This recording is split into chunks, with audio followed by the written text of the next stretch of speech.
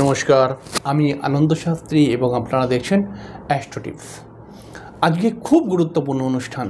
আজকে অনুষ্ঠান করব মূলকে নিয়ে, শিকড়কে নিয়ে, অর্থাৎ গ্রহ প্রতিকার, গ্রহ শান্তির জন্য বহু মানুষ অর্থ অভাবে হয়তো দামি দামি স্টোন বা বিভিন্ন বড় বড় রেমেডি করতে পারে না। তারা বিভিন্ন মূলের শরণাপন্ন হয় এবং গ্রহের জন্য মূল ধারণ করেন। তো প্রথমেই আমরা এই বিষয়টাকে নিয়ে আলোচনা করব যে মূল ধারণ করাটা কতটা যুক্তিযুক্ত।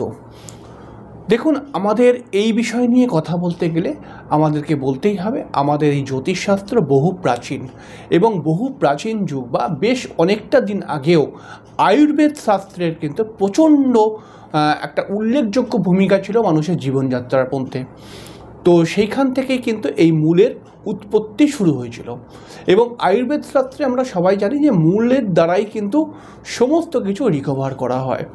এবং যদি আমরা একটু এই বিষয়টাকে নিয়ে ভাবনা চিন্তা করি তাহলে পারে মূল কথাটি, শেকড় কথাটি কিন্তু কেতু গ্রহের সঙ্গে অনেকটা কানেক্টেড।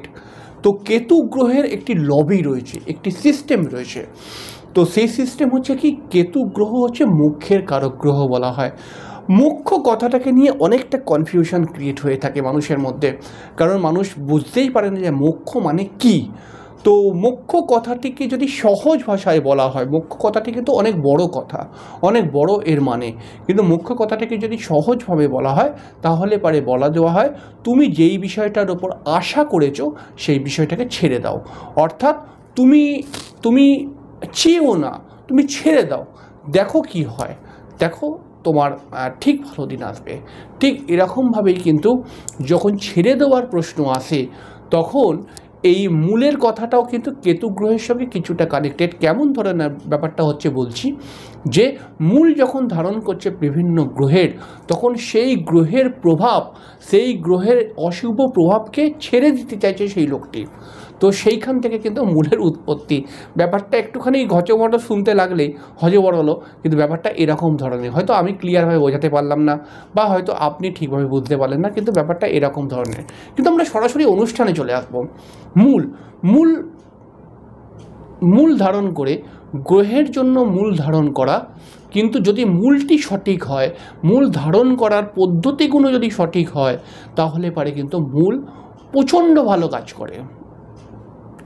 কিন্তু একটি কনফিউশন ক্রিয়েট হয়েই থাকে, যেটা হচ্ছে আপনাকে যে জ্যোতিষী মূল পড়তে বলেছেন সেই জ্যোতিষীর যদি একটুও পড়াশোনায় খামতি থাকে, সে যদি ভুলভাল মূল পড়তে বলে তাহলে কিন্তু আপনার গ্রহগত বিষয়গুলো অনেকটাই ডিস্টার্ব হয়ে যায়। এই ক্ষেত্রে আমরা বহু মানুষকে দেখেছি যে তারা দিনের পর দিন মূল পড়ে আসছে কিন্তু তাদের কাজই হচ্ছে না। তারা যেই কাজের জন্য মূল পড়ছে, যেই আশাটা করছে সেই আশাটাই কমপ্লিট হচ্ছে না বা সেই আশাটাই পূর্ণ হচ্ছে না। তাই মূল পড়তে অবশ্যই আপনি পারেন, কিন্তু কোন মূল কতটা পরিমাণে পড়া উচিত সেটা কিন্তু অবশ্যই দেখে নেওয়া উচিত।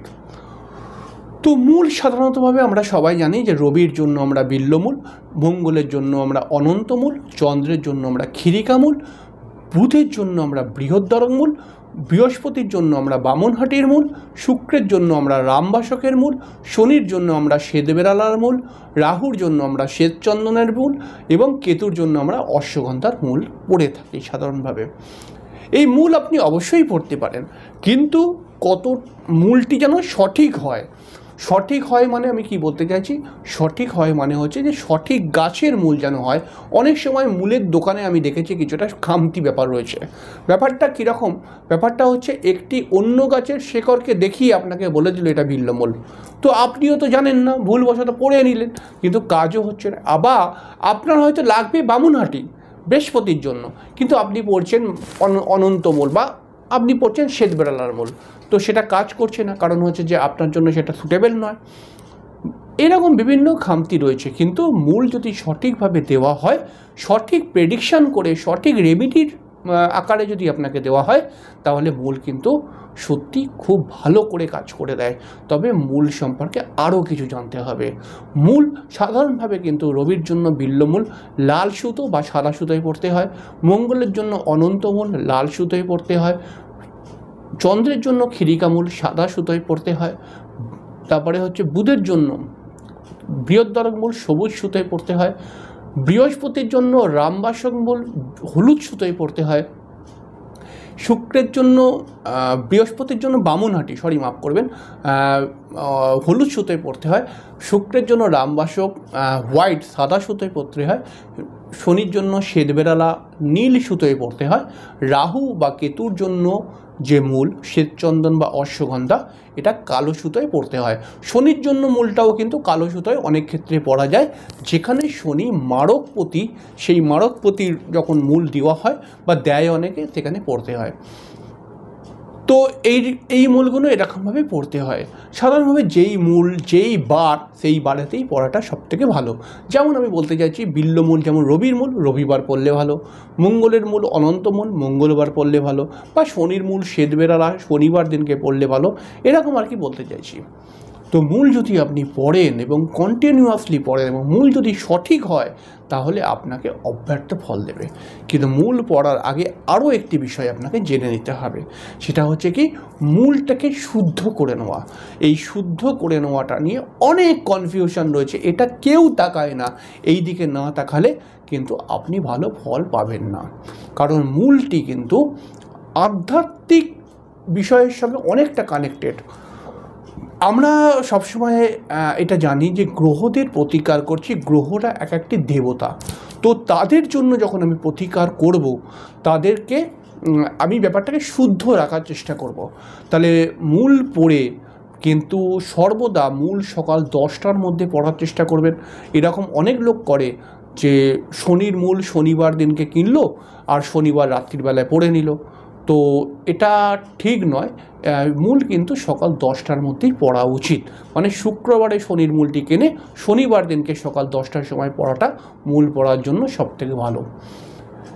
যেই মানুষে যেই বিষয় নিয়ে মূল পড়ছে, যেমন কেউ চাকরির জন্য হয়তো রবির মূল পড়ছে, বা কেউ হয়তো বিবাহিত জীবনের জন্য মঙ্গলের মূল পড়ছে, কেউ হয়তো মানসিক অস্থিরতার জন্য চন্দ্রের মূল পড়ছে, বা কেউ হয়তো আর্থিক উন্নতির জন্য বৃহস্পতির মূল পড়ছে। যেই মূলই পড়ুক, যেই বিষয়টা প্রধান কারক, সেই মূলটি কিন্তু দুটো করে সবসময় পড়া উচিত। যেমন বিল্লমূল যদি চাকরির জন্য কেউ পড়ে, তাহলে সেটা দুটো পড়বে। যদি খিরিকামূল মানসিক চঞ্চলতা অস্থিরতার জন্য যদি কেউ পড়ে, তাহলে দুটো খিরিকামূল পড়বে। যদি ধরুন কেউ বেশি অর্থটা খুব কুইকলি কামাতে মানে উপার্জন করতে চাইছে, তাহলে দুটো রামবাসকের মূল বামুনহাটির মূল পড়বে। এরকম আর কি বলতে চাইছি। এছাড়াও মূলের ক্ষেত্রে আরও একটি কথা মাথায় রাখতে হবে, মূল পড়ার সময় কিন্তু আপনি মূলটি বাড়িতে নিয়ে আসবেন। যেই দিনকে মূল পড়বেন তার আগের দিনকে নিয়ে এসে সারা রাত গঙ্গা জলের মধ্যে চুবিয়ে রেখে দেবেন, বা পরিষ্কার শুদ্ধ জলের মধ্যে চুবিয়ে রেখে দেবেন। সকালবেলায় উঠে যেই মূল পড়ছেন, সেই যে গ্রহটির জন্য মূল পড়ছেন, তার বীজ মন্ত্র আপনি ইউটিউবে সার্চ করবেন। যেমন রবির জন্য যদি পড়েন, তাহলে রবির বীজ মন্ত্র কী, এটা ইউটিউবে সার্চ করবেন। শনির জন্য যদি পড়েন, শনির বীজ মন্ত্র কী, এটা ইউটিউব। আমি এগুলো বলে দিতে পারতাম, কিন্তু আপনারা বলবেন কি আমি তো আপনি লিখে দিলেন না, ভুলে গেছি, আমি এত পারি না, প্রচুর ব্যস্ত হয়ে থাকি। তো এটা ইউটিউবে সার্চ করে নেবেন। যে ধরুন বুধের জন্য মূল পড়ছেন, তাহলে লিখবেন বুধের বীজ মন্ত্র কী, ইউটিউবে লিখবেন, চলে আসবে সঙ্গে সঙ্গে। তো সেই বীজ মন্ত্রটা পারলে 108 বার জপ করবেন। 108 বার জপ করে, মানে মূলটাকে হাতে রেখে তারপরে হাতে 108 বার জপ করবেন। সেটা রুদ্রাক্ষ করতে পারেন, সেটা হাতের মধ্যে গুনেও করতে পারেন। তারপরে আপনি জপ করার আগে একটা কথা বলবেন যে আমি অমুক ব্যক্তি, অমুক গোত্র, আমি আজকে এই দিনে, অর্থাৎ দিনটা বলবে, রাশি সংকল্পতে যেমন রাশি বলা হয়, তিথি বলা হয়, নক্ষত্র বলা হয়, এগুলো আপনি বলবেন না। আপনি খালি বলবেন আমি অমুক লোক, অমুক গোত্র, অমুক বারে এই কাজের জন্য আমি এই মূলটি পড়ছি, এটা খালি বলবেন। বলে তারপরে আপনি মূলটি পড়বেন।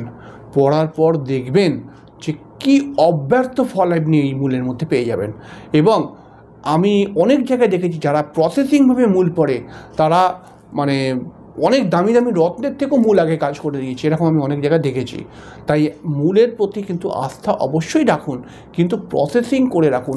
অনেকে আছে কি এই প্রসেসিংগুলো করতে পারে না, এর জন্য তারা স্টোন কিনে নেয়। কিন্তু যদি আপনার স্টোন কেনার পয়সা সত্যিই না থাকে, যদি সেইভাবে অর্থ আপনার কাছে হয়তো এই মুহূর্তে নেই, তাহলে আপনাকে একটু খাটনি করতে হবে। খাটনি করলে কিন্তু এই মূলগুলো কিন্তু আপনাকে ভালো ফল দেবে, এবং আপনার অশুভ গ্রহ কিন্তু একদিন ভালো হয়ে যাবে, এবং ভালো হয়ে গিয়ে আপনাকে কিন্তু ভালো জায়গায় নিয়ে যাবে। আর নচেত এগুলো যদি করতে না পারেন, তাহলে পরে মূল পড়েই যাবেন জীবনভর, ফল আর আপনি পাবেন না।